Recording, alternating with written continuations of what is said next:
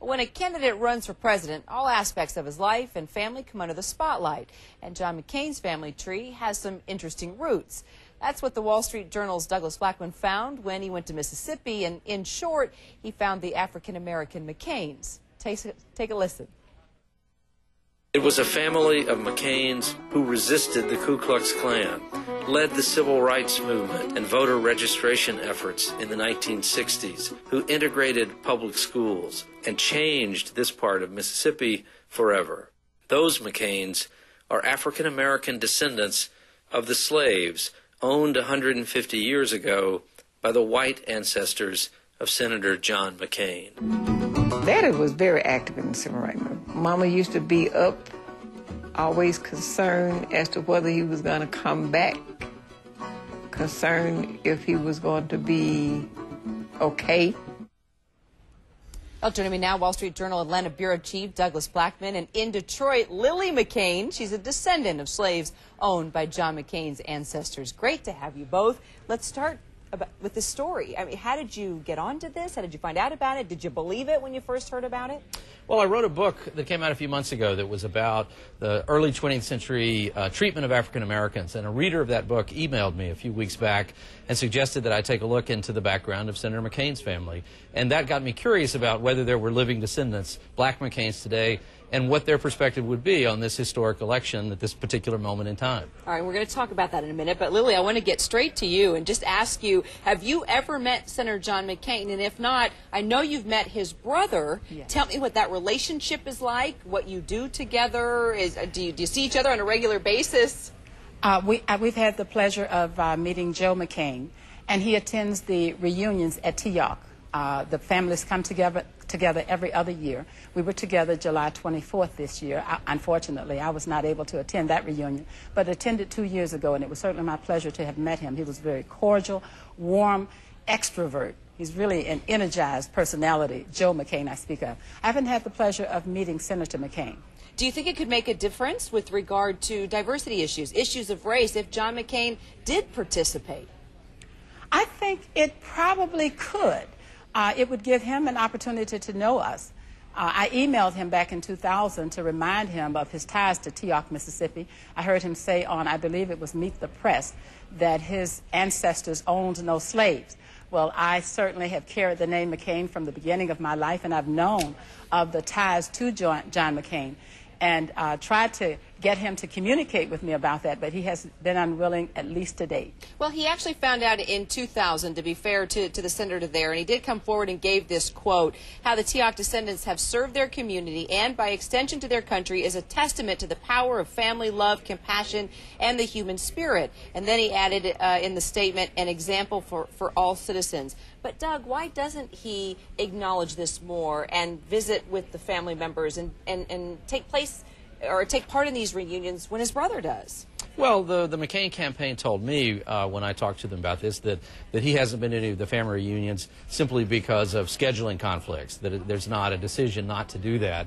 But the important thing to me about this story is that it's not about whether the fact that his family owned slaves 150 years ago says something about John McCain today. What this is really a story about is the triumphal way in which the black McCains, who descended from slavery, have achieved so much over the last generations, fighting off the Ku Klux Klan, integrating the schools in this place in Mississippi where things were really tough for a very long time. Lily McCain and her siblings are just tremendous people.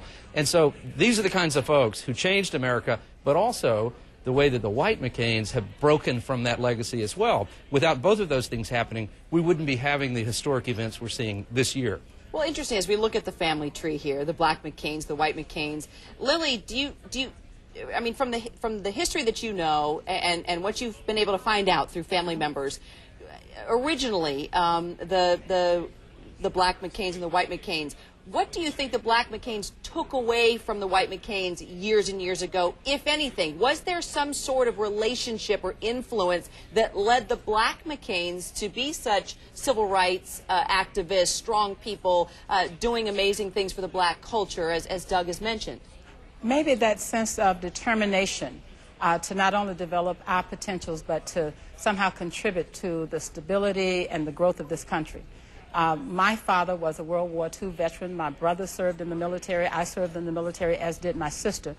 And as was mentioned earlier, and we are so indebted to Douglas Blackman for having conducted the research to complete the history and bring this to revelation.